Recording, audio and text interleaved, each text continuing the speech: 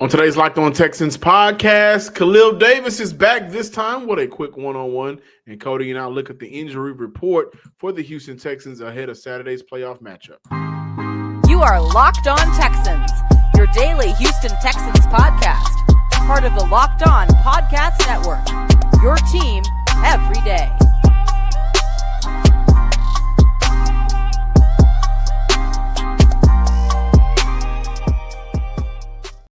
Welcome, Locked On Texan fans across the nation. We are here to the Friday episode of the Locked On Texans podcast, a part of the Locked On Podcast Network.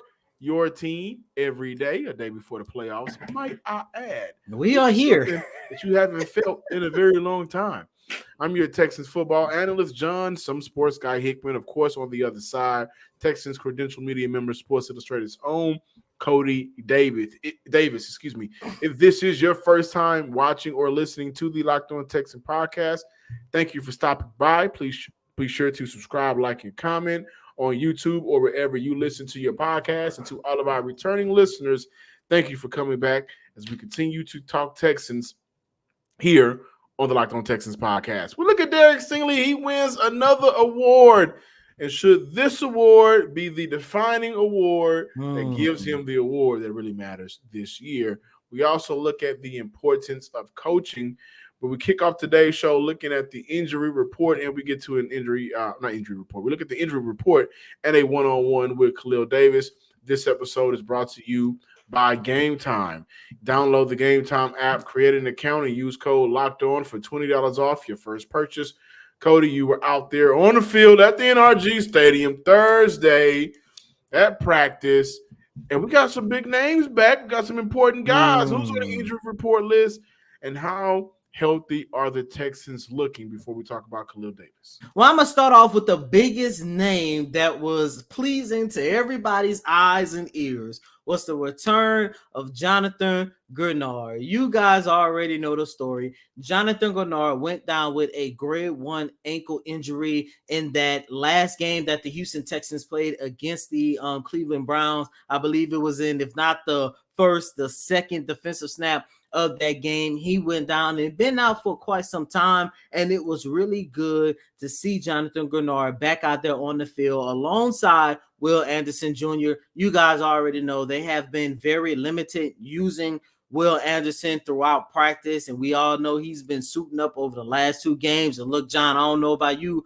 but knowing that there is a possibility, a really good chance that we're going to have both Will Anderson and Jonathan Greenard on that defensive front in this rematch against the Cleveland Browns says a lot, because the one thing that you have been talking about, I have been talking about, everybody who covers the Houston Texans have been talking about the lack of pressures that the Texans had against Joe Flacco on Christmas Eve. And that's part of the reason why he ended that game with like 385 yards, somewhere along those lines. However, it's really good to see John Greenard back. We had an opportunity to talk to him after practice, and he did say that he expects to play.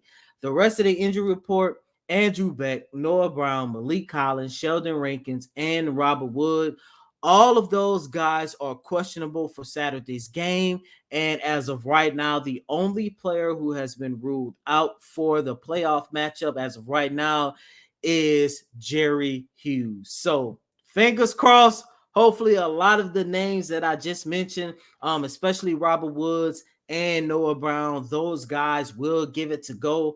However, John, listeners and viewers, we could talk a lot about the players who are banged up right now. We could talk a lot about the players who did not play over the last couple of weeks. However, there's a handful of players who stepped up in their absence. And one of those guys is Khalil Davis. So, first and foremost, man, can you just talk about how does it feel to be a part of the 2023 Texans who, regardless of the coaching staff that they put together, the players that they put in, where your locker is diagonal from the new franchise quarterback, how does it feel overall just to be part of the team that brought back relevancy and excitement to this organization?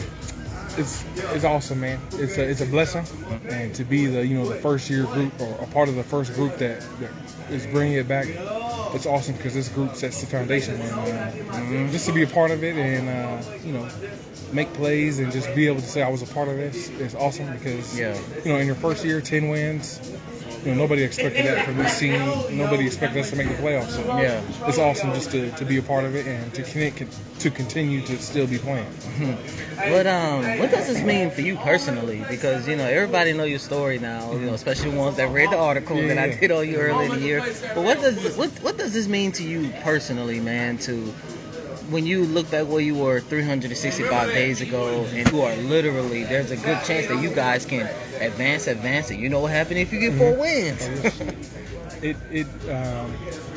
I constantly think about that, and every day I wake up and I think about that. I'm like, man, where was I at this time last year? And I just try to not take a day for granted because I know what it feels like to be outside looking in. Yeah. And so I just try to take it one by day and just to have fun every day. And if one day's a bad day, I come back and I reset.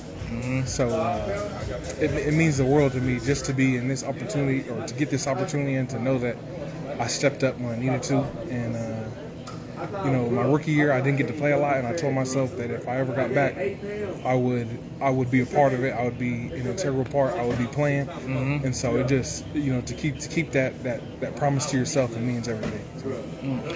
Really quick, what has it been like for you to work with Coach D'Amico Ryans? Like, what are some of the intangibles that you liked about him, knowing that he is a first-year head coach, and just take a look at what he was able to do with this franchise as of right now?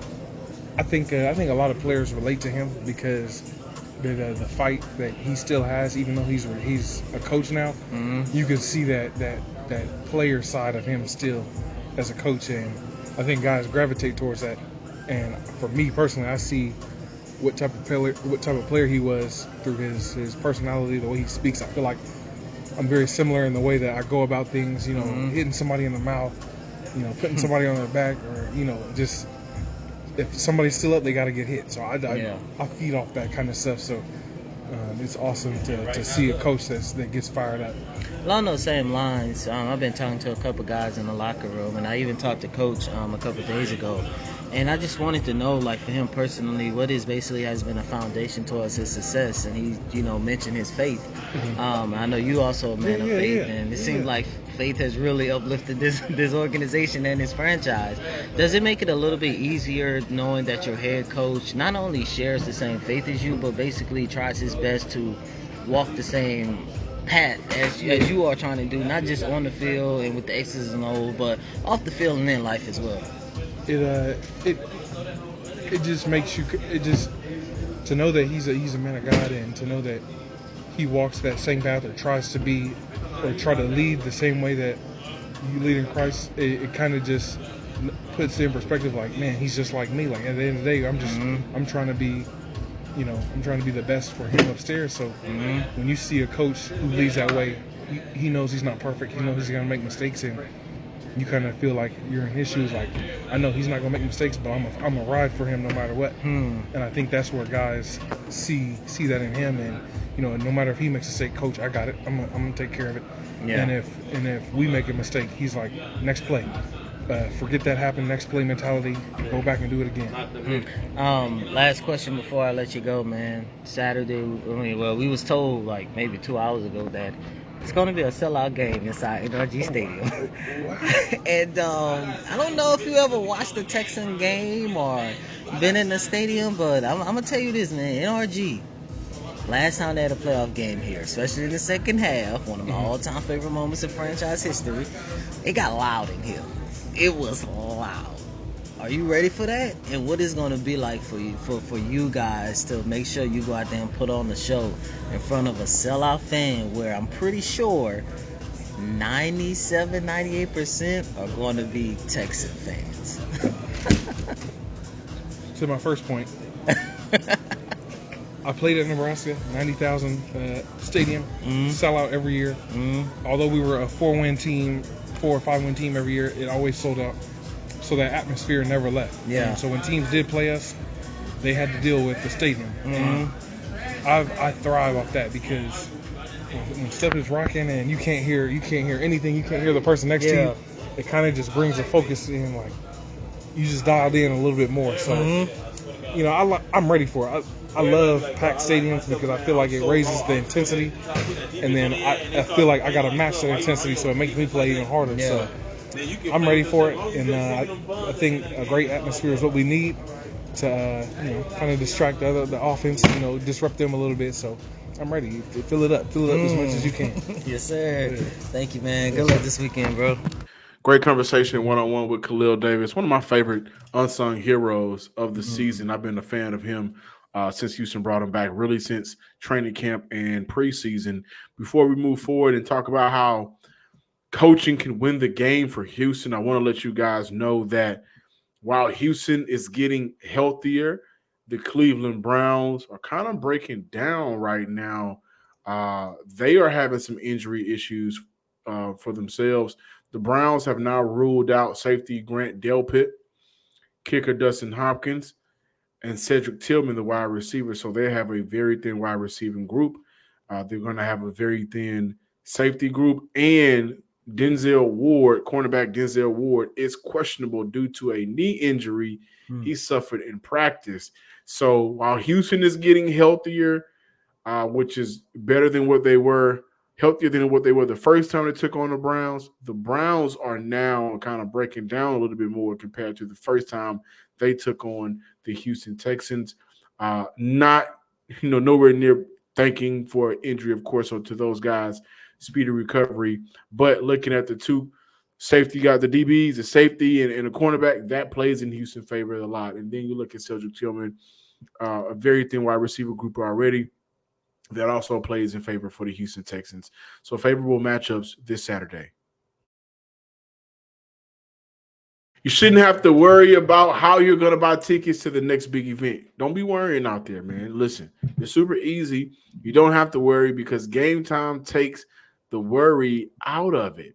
Game Time is the fastest and easiest way to buy all the tickets for the sports, music, comedy, theater events near you. They have killer last-minute deals, all-in prices, views from your seat, and their best price guarantee. Game Time takes the guesswork out of buying tickets. One of my favorite features, of course, the views from your seat. I've said it once and I'll say it again. One of my favorite features, you get an opportunity to see where you're sitting and how it's going to look once you get there. With zone deals, you pick the section and Game Time picks the seats for big-time savings. And Game Time guarantee means this. If you find tickets in the same section or row, for less, Game Time will credit you 110% of the difference. Download the Game Time app, create an account, and use code LOCKEDON for $20 off your first purchase. Terms apply. Again, create an account, redeem code LOCKEDON, locked on for $20 off your first purchase. Download Game Time today. Last minute tickets, lowest price guaranteed. Welcome back, Locked On Texan listeners and Texan fans across the nation. Saturday, be thankful you're not in Kansas City with that weather. They're thinking about moving that game to Cleveland. I don't know what they need to do, but that game would be bad for NFL. It'd be a bad look for football. That game cannot take place in that weather, in that environment. So luckily for you guys in the great city of Houston, before the cold actually gets to the city, it's going to be beautiful outside Saturday. We're going to have some good old Texas football, but we got to talk about the importance of coaching, Cody. And for me, I think this is an opportunity. We joke a lot. Petrie legacy game, Stingley legacy game, Stroud legacy game, Nico legacy game. But this could be the stamp on the year for Coach DeMeco Ryans. And, of course, he's in running for Coach of the Year. And I think it's, ironic he's in running for Coach of the Year. Also, it's Kevin Stefanski, who's done a very good job with the Cleveland Browns. I think this is an opportunity for him to have his stamp.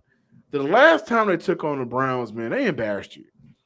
And so I think this go-round is kind of like a division game in the sense of this is our second time playing you. The first time we had an opportunity to play you, you beat up on us pretty bad. We got beat down, right? I mean, We can look at how the game ended, but the reality of that game is it was not even close. And I say division because now we got an opportunity to play you again. We got some time in between. We've been able to study you. We've been able to see what makes that team successful, but also what makes them not so successful. And I think defensively, this could be the legacy game for DeMeco Ryans. And I say that because I am looking for DeMeco Ryans, head coach, defensive coordinator, Matt Burke. I'm looking at them to try to figure out and anticipating how can you draw up pressure for this defense. I want to give you guys some numbers just really quick. When the Texans have 2 or more sacks in the game, they've only allowed 18.6 points per game. And when they get 2 or more sacks per game, they've had games where they've only allowed 3 points, 6 points, 13 points, 15 points. When they get 2 or less, they are allowing 24.6 points per game. And in those games, the lowest point total that they've allowed was 17. But you got 31, you got 36, you got 24. So I think there is value in getting after the quarterback. I think not only is there value in getting after the quarterback, but there's value in getting after the quarterback that likes to chunk it deep. If you don't give him that time to chunk it deep, then you take away 2 elements, the deep ball, and you take away Amari Cooper taking over a game, because that's how he took over the last time. So I think the importance of coaching right now, of course, all week, they've been doing a very good job, Cody, listeners and viewers, and you can speak more to it than I can, but they've been doing a very good job of getting this team prepared, even with some of the outside noise, even with some of the noise and the family and, the internal issues with the McNairs that they have going on. With the interview request for Bobby Sloyd, they got a lot of external and internal noise that's going on. They've been doing a good job of getting this team together and ready. But that said, second go round and treat it like a division game. We saw you before. We didn't like how the outcome ended. So this go round, we're going to take away some of the things that you did well.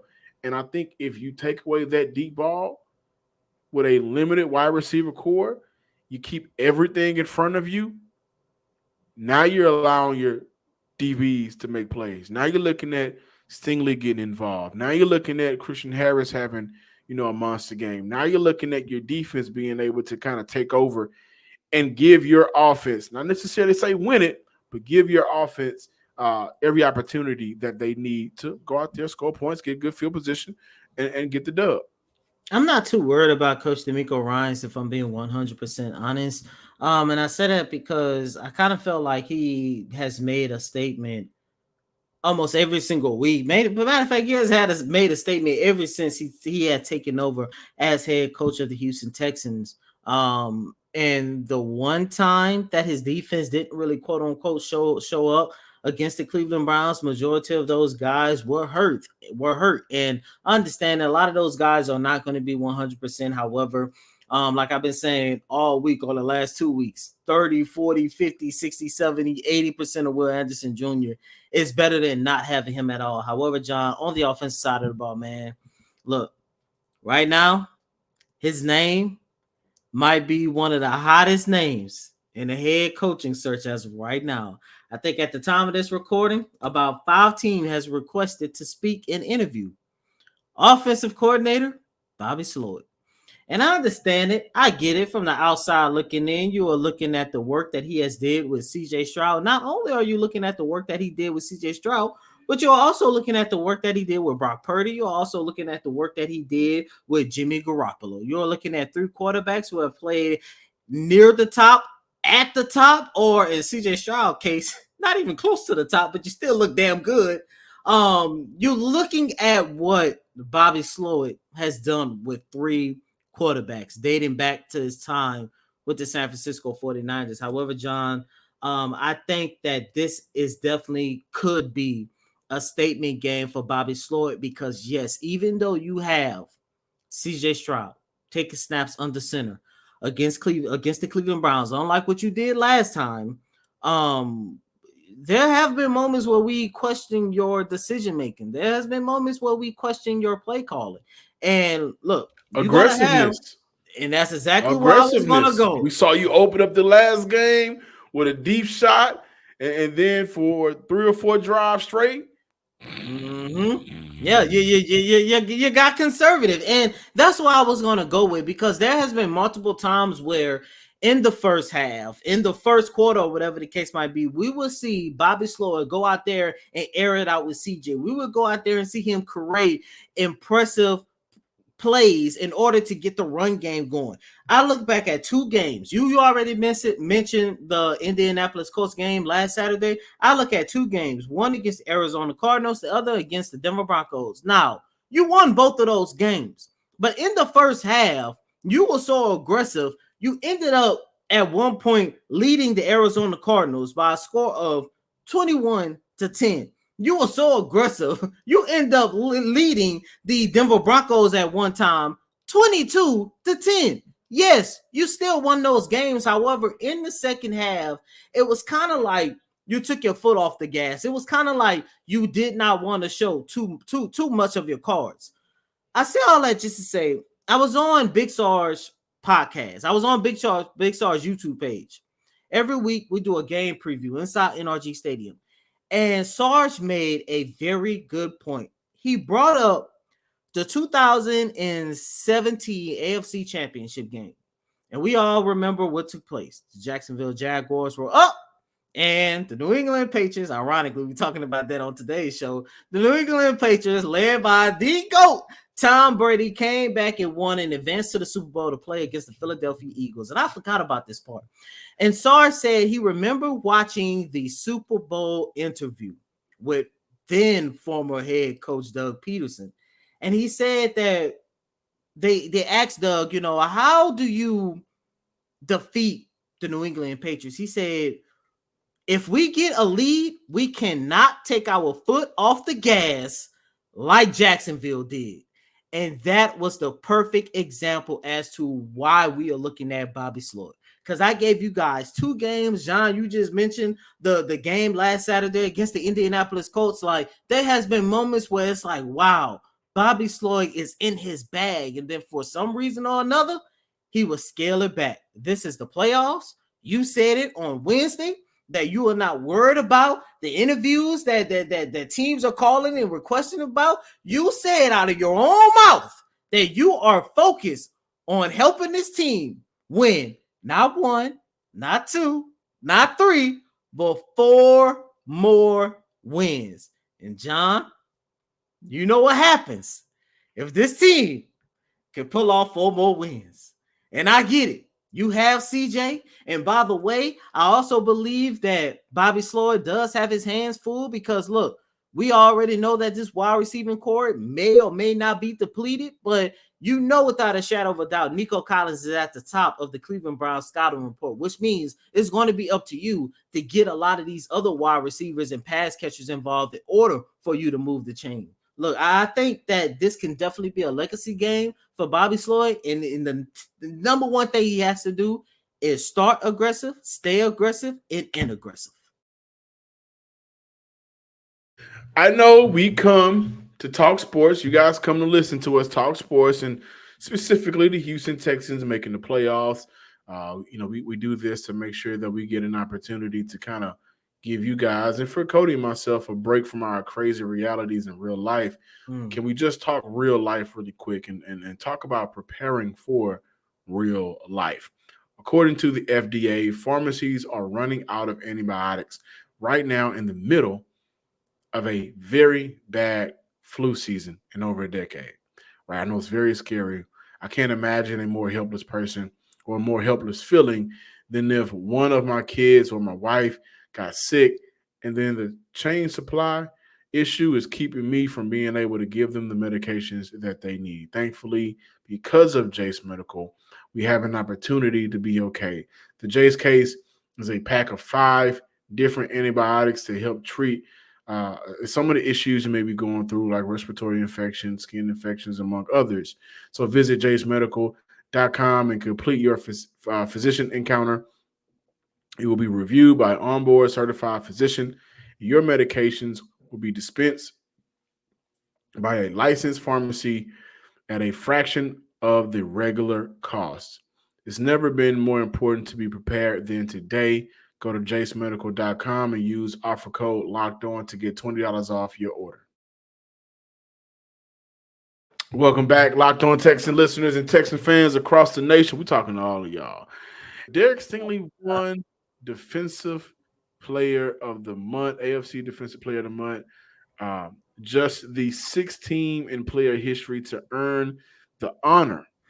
We know how great Derek Stingley was when he came back from that injury.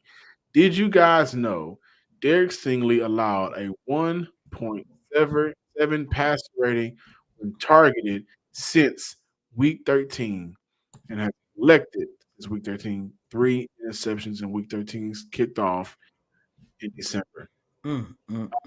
You cannot talk about this young man enough. I mean, I think that he's going to be forever linked to Sauce Gardner. They're going to be linked together forever for the rest of their careers. And I think when you look at circumstances this year, like they put out the all-pro voting list from that day, and I saw Patrick Surtain on there, who I think is a phenomenal cornerback. My thought came to mind is it has to be that he's owning it, and of course we'll wait to see who's second team all-pro. But maybe because Derek Stingley, was injured, what corner had a better year than Derek Stingley this year when he was on the field? Can you give me two corners that were better than Sting when he was on the field this year? I don't think you can. But shout out to Derek Stingley, who won another award. And I think that we talk about having legacy games. We talk about having big moments for this team. Derek Stingley, again, I believe should shadow Amari Cooper half of the time, more than half of the time, 80% of the time Saturday, especially when you look at some of these second and long, third and long situations. I think Derek Stingley should be matched up with Cooper, and I think that you need to give your defense an opportunity to take away one of their valuable threats, which is Cooper. And I think Derek Stingley 1.7 pass rating allowed. We're targeted. Who else better to do that than Sting? It's funny that you mentioned, and it was funny in the second segment we talked about coaching because Coach D'Amico Ryans was actually asked early on in the week about whether or not he had considered shadowing Amari Cooper with Derek Stingley Jr. on Christmas Eve, and he said that in his defensive scheme, they do not shadow anyone. But just because we talked about the importance of coaching, this could be something that we're looking at. How is he going to utilize, or better yet, is he willing to kind of tweak his defensive scheme just for at least this game to where you can have Derek Stingley shadow Amari Cooper? And that's just one of those things that we always go back to when we talk about coaching, because remember, John, last year when you had Lovie Smith here, the main knock against him was he never wanted to tweak his Tampa 2 defense. Remember them conversations? So I just find it funny that, that as soon as you said that, I just literally remember what Coach D'Amico Ryans had said. But shout out to my guy, Derek Stingley Jr., man. I'm so happy for him. I've always been a part of the Stingley train. And this is why I kept saying, when healthy, he could be one of the top cornerbacks in the league. And look, I'm just week so 13, he's been the top cornerback in the NFL. What's that? He allowed a passer rating 1.7. 1.7. We need that same effect Saturday. We need that same effect Saturday. Guys, playoffs is here. Texans playoff football is here. NRG Stadium is sold out. It's going to be rocking and rolling. And I think the Texans will win Saturday. You got a score prediction? I'm not giving a score prediction, but I think that this will be the defining game of the season because of how bad they got beat last time. And now you're getting guys back on their field for the Texans, man. Thank y'all for listening, watching the Locked On Texans podcast. Be sure to do a couple of things. Subscribe, like, and comment. That's 3 things. On YouTube or wherever you get your podcast, take those same fingers, scroll over to X, Twitter, whatever you want to call it. and give me a follow at John_Hickman12. I talk about it all on Twitter, so be ready for a fun ride. And as always, I'm your host, Cody M. Davis. Please remember to follow me on Twitter at CodyDavis_24. Once again, that's Cody, COTY DAVIS _24. Until next time, ladies and gentlemen, peace.